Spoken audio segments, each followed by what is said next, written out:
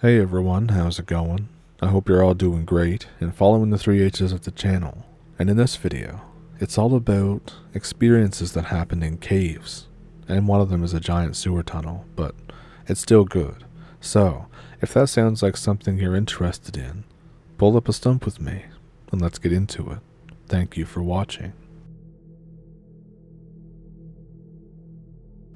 In December 2023, I was exploring a previously unexplored, or at least as far as I'm aware, cave system, and I was having a good time walking around until I came across this smallish hole. This hole was at the back of the cave wall. It was big enough to fit through comfortably, as I'm a pretty skinny guy. I shined my flashlight through the hole, and I saw that it continued a ways, so I went through and I walked down the passage. This is when a smell showed up in my nostrils. It smelled like sulfur or rotten meat, so I assumed that this is probably where an animal was running and came to die. However, I round the corner and I don't see an animal. Instead, I met with this 7 to 9 foot tall reptilian being with its back turned to me. As soon as my eyes fell on it, it turned around. Its scales were a mixture of green and brown. Its eyes were yellow, and it had 2 slits for a nose, and maybe a 3 foot long or so tail. As soon as it looked at me, my eyes went blurry, like when you've been crying, and my head started pounding. Blood began to drip from my nose. I was too scared to move, and I didn't want to make any sudden movements and have it attack me. It stared at me for maybe 20 seconds before, in my head, I heard, "Leave back the way you came."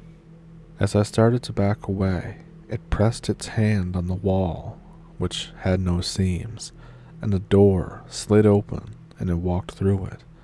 I booked it as fast as I could. I jumped in my truck and I gunned it all the way home. I don't really care if anybody believes me. I told my friend and he doesn't believe me. Does anyone have more information on these things? I've heard a little bit about them and the reptilians in the caves and stuff, but I kind of thought that it was all just conspiracy stuff.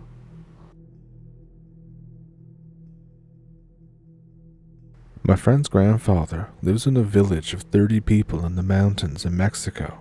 Every single person there swears that this is true and tells the story the same way. There's a cave near town that nobody goes to.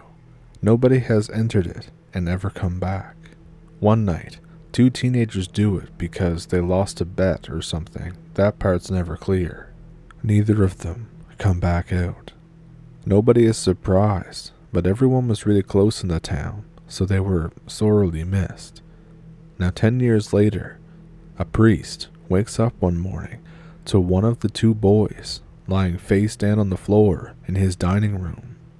Within a short amount of time, the whole village is standing over him. He's alive, and he hasn't aged at all. He wakes up suddenly. Everyone sees it as an act of God. The dude begins screaming, "Where am I? Where's Gomez?" Eventually, he calms down. He swears that it's only been 3 hours since he left the cave. He tells the story from his point of view. They went into the cave together. It was a normal cave, nothing out of the ordinary. But then they see a light at the other end. They go toward it. There's a room full of gold and diamonds and treasure. The dudes are amazed. They've never seen anything like this, living in a poor town in the middle of nowhere. They start stuffing their pockets. Suddenly, there's a shrieking noise. Both of them are terrified. The sound came from where they entered the room. They were frozen in fear. A shrill voice then echoes out, "You can take it, but you can never leave." One of them immediately drops everything they were holding. The other one thinks it's somebody playing a prank on them. They hear footsteps fading away. Once they feel slightly safe, they immediately book it. The dude's last memory is seeing the end of the cave, and that's the end of the story, really. Everyone's tweaking at this point. Everyone's so surprised this is happening. The guy has no injuries, other than a bunch of minor scratches on his hands. But Gomez is still missing. He kept some of the gold coins in his pockets. A few days later, the other guy goes back to the cave and goes missing for a final time and is never seen again. When I first heard this story, I thought that it was rather silly. But then, when I talked to other people in that small village and noticed that they all tell the story exactly the same way, without skipping a beat, it gives me pause.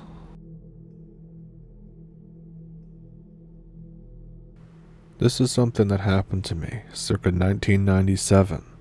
I was in elementary school. We were going on a field trip for GATE class, or GATE class, to Mammoth Cave. I was excited to go. The group, including myself, is a handful of gifted elementary kids, our teacher, and a few parents as chaperones. They decide to take us on the historic tour, which is a normal tour, but with all adults holding lanterns and no big sweeping lights. Everything is amazing. I'm loving it.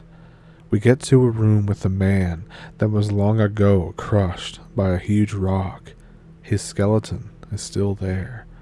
I stare at him, not afraid, but fascinated and empathetic. Time then seems to slow down in a weird way. All of a sudden, I look up, and the entire group, the students, teachers, chaperones, and tour guide, are now 200 feet ahead of me. I'm in darkness. All the lanterns are too far away to see where I am. I think, what happened? They were just here. I'm thinking, why did they leave without me? Or did I go back? What's going on? I yell out. They don't hear me. We are in a cave. They should hear me. I yell again, but they still do not realize that I'm gone. I'm terrified now. I run wildly toward them as fast as I can, but somehow I don't seem to be getting any closer. And then a man walks calmly from behind me. He walks even though I was running. He's tall. He's kind of lit up with a golden light. Even though he was normal, my brain registered it as normal. It's hard to explain. And although I have vivid memories of all of this, I cannot recall his face. He doesn't look at me, but kind of projects kindness as he passes. I look down as his lantern lights the ground ahead of me. I have been heading straight for a bottomless pit. I would have absolutely run straight in. I look up, and my memory lapses there. Suddenly, some time has passed, and I am back just behind the group, just out of the light of their lanterns. The man is gone.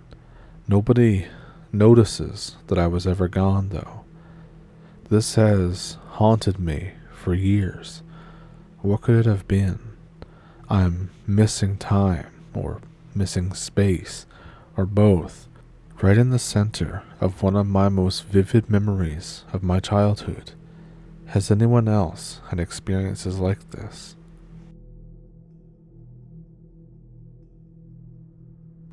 I'm not the best storyteller, so bear with me. I've questioned this and am still scared shitless of whatever happened here. I was 14. At that age for me, I was obsessed with urban exploration. For context later, I carried a kabar knife on my person, along with a day pack of water, snacks, and other things like that. There is an old sewer tunnel in my area that spans for quite a ways. I decide to explore it, alone, at night. I set out at 7 p.m. I told my parents that I was spending the night at my mate Drew's house. It's an hour there on bike, and it's a rural part of town. I park my bike and I start exploring. The graffiti stops 15 feet into the tunnel, already a bad sign. It looks like something either scared them off, or worse. I go a bit further. There's dried blood on the ground. I figured it was from a bad drug deal maybe, and I kept going forward. About 1 mile in, I began to hear clicking down the tunnel. It sounds like an old bike pedal clicking. I figure that I'm just creeping myself out, and I continue moving. At mile 3, according to my Fitbit, the clicking started to get really loud. I continued on for another 5 minutes until I saw something at the far end of my torchlight. It looked like a naked dude. Even from that distance, I can still see that he is very much deformed.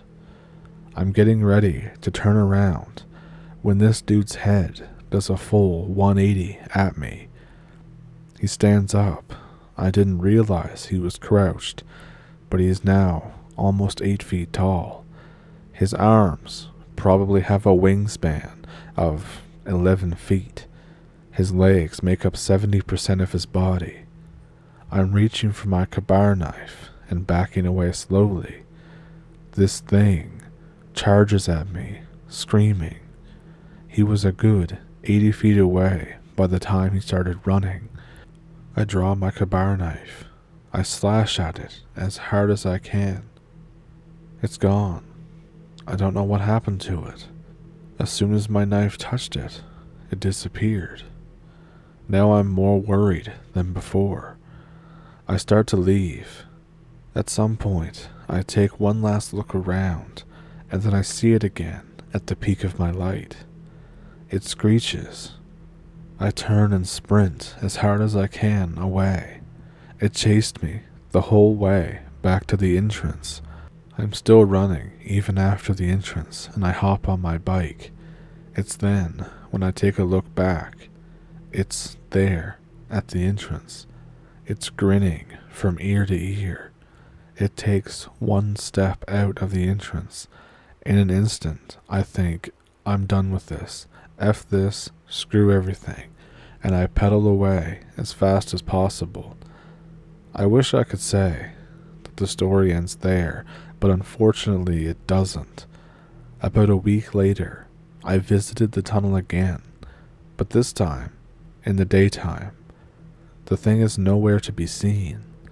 I do, however, take notice about things that I have ignored or didn't see before. At random parts of the tunnel, there were people's bags, like book bags, totes, whatever, strewn around. Some of them didn't look like they were just regular littering from kids who had nothing better to do than graffiti a tunnel. My friends still don't believe this story, but they also won't go check out the tunnel. I've since lost my interest in urban exploration, and I haven't been back for years. If you ever have the balls to do urban exploration at night, make sure you're not alone. Bring somebody with you. This could have went so much worse for me.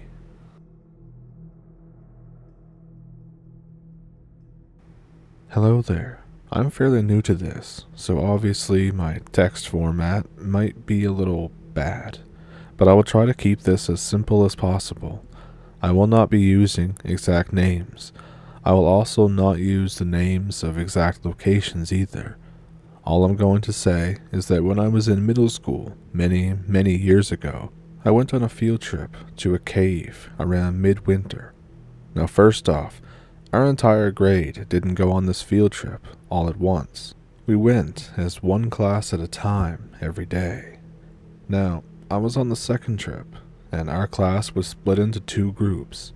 One group would stay above ground and do some sort of ecology stuff, and the other group would go caving. Now, after a couple of hours, when both groups were done, they would switch roles until they were done once more, and then the whole field trip would be over. I was in the last group to go caving. Since it was winter, it was pretty easy to slip inside the cave since the entrance was full of ice. But once you got deeper into the cave, it became somewhat cozy and, oddly and cheesy enough, fascinating. We had one instructor who usually stayed in the middle of the group and sometimes at the back. This wasn't the best safety technique, but whatever, we were kids on a field trip. Anyways, when we were walking down a roomy sort of passageway, me and a kid named Sean made our way up to the front, and kids being kids, we kept on flicking our headlamps on and off, because sometimes the lights would turn red, or that weird strobe mode, or epilepsy mode as we called it. After about 20 minutes of goofing off by ourselves, about 10 feet away from our group, we came across several different passageways. Some of them you needed to crawl under, some you needed to crouch, others you just needed to keep walking normal. We decided that we should wait for the group to catch up before we start hopping down some random tunnels and get hopelessly lost. So we were sitting here, just screwing around, echoing our voices, and flickering our headlamps at each other. But while doing that, something caught my eye. I flicked my light on and off, down a hallway, while Sean was telling me some random middle school joke, and something flickered in the darkness in one of the cave tunnels. I wasn't sure at first what it was, so I stopped flickering my light and just left it on. And just beyond what my headlamp's light reached, there was a pitch darkness, and in that darkness, I saw it, a pair of eyes reflecting the light. I don't remember the exact details of what the eyes looked like, but it wasn't animalistic, if you get what I mean. It was on the ceiling, upside down. I don't think that we have those giant bats here in North America, but holy crap. I immediately turned to my friend and cut him off, telling him to look, and surprisingly, he saw it too. It didn't move. We both got up, and we knew that we had to tell the caving instructor, so we ran back to our group and made our way to the instructor. But he said that it was just an animal that might have gotten down there. He said it so nonchalantly, but we could tell in his face that he was a little worried, and it didn't help me and my friend from collectively crapping our pants. Everything seemed to calm down for a while afterwards, as we made our way across this ledge that had a 10-foot drop that led to an underground river. We literally had to shimmy across a 2-foot ledge for about 5 minutes. It was actually fun thinking back on it, but after we finished that and were crawling into a new area, I overheard a kid talking to the instructor behind me about something standing just beneath the ledge, staring at us. The kid was silently crying while explaining it to him, but after a couple of seconds, I couldn't hear over the rest of my group yelling like kids. I talked with my friend about this after we finished crawling, and he agreed that he was freaking out, just like me.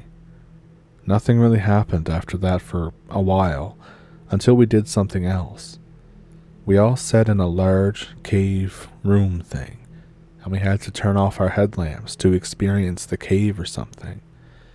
And of course, some of the kids were messing around in the darkness and giggling, but it was all cut off by someone. And then we hear something. It sounds like running in the distance. We hear it echoing over the river beside us. I look at Sean's dark outline and I whisper, "Do you hear that?" And he replies with a firm, "Shh." The running gets closer and closer. No one was speaking up. People gasped a few times. But then we heard our own giggling be echoed back to us. I could even tell that this, or whatever it was, wasn't wearing any shoes, since the sound of its feet on the sand and rock made that fleshy sound. And then all of a sudden, the running stopped, and we hear the sound of something gurgling. I say gurgling, but I've never heard anything like it in my life. It sounded like the dinosaurs in Jurassic Park, to be honest, like that noise that the raptors make, but it was deeper and more guttural and other stuff. It's just the closest thing I can think of.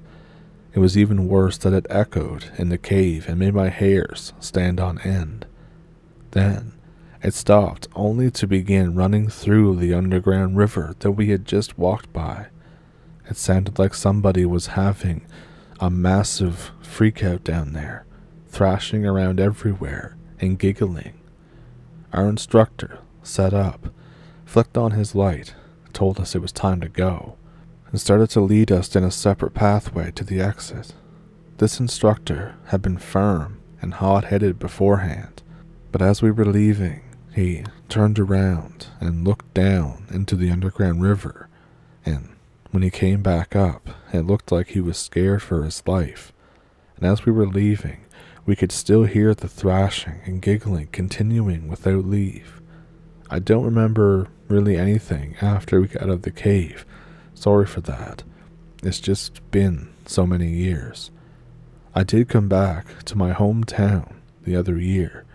I moved after that experience, not because of what happened, but my father was getting a new job upstate at a national park.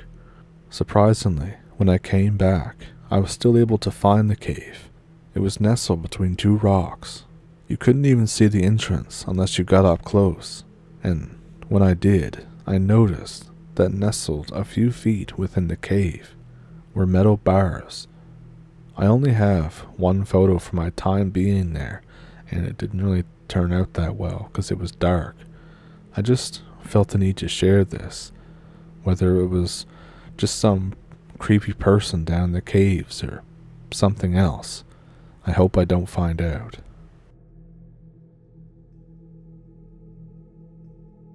So this is odd, because I usually call bullshit on those mimic stories, but this actually happened to me, so maybe they are real. I don't know. I had just turned 18, and I had got a job at a state park. It was kind of like a ranger, but without the pay of a ranger and all the responsibilities. I started my job relatively excited, like most people. The job requires that I take guests down through a cave system. I learn everything available about cave and flowers and trees, that kind of stuff. Most of the days are pretty easy, just making easy money. I come in, have coffee, run about 3 tours. I blow the paths off with a leaf blower. I sit on the second-story ranger base. I drink coffee. I watch the sunset as the park goes quiet. Things were peaceful, and I loved it. About 4 months in, weird stuff begins to happen though. During a tour one day, I hear my coworker calling me from inside a restricted part of the cave. Heavy rain floods parts of this cave, and we have to lock them down from employees and guests. It's essentially 6 feet of water and pitch darkness. There's no way that he was back in there. However, everyone in my area heard it, and things got a little tense after. I finish up that tour with no tips because everybody kinda got rushed off to the next part of the park. I was a stupid kid, so I go back into the cave with the flashlight. The flashlight barely illuminates the cave around me. I go to the largest room in the cave. The water is around ankle deep. I hear, at first, what I think is water dripping. I slowly come to realize that something is walking very carefully through the water, just outside of the Walmart flashlight's range.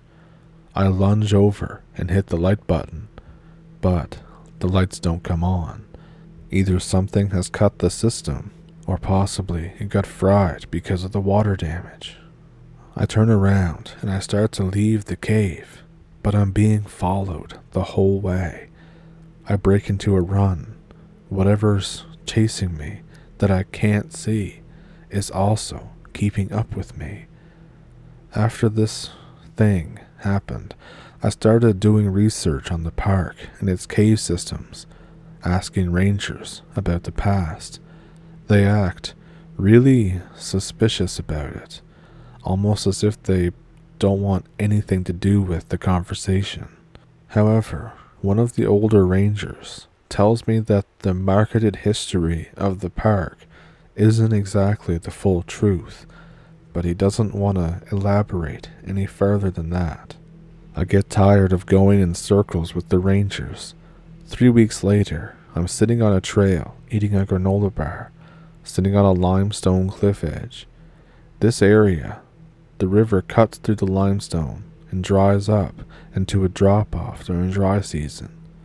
Suddenly, I hear my female coworker screaming for help. I jump and radio in.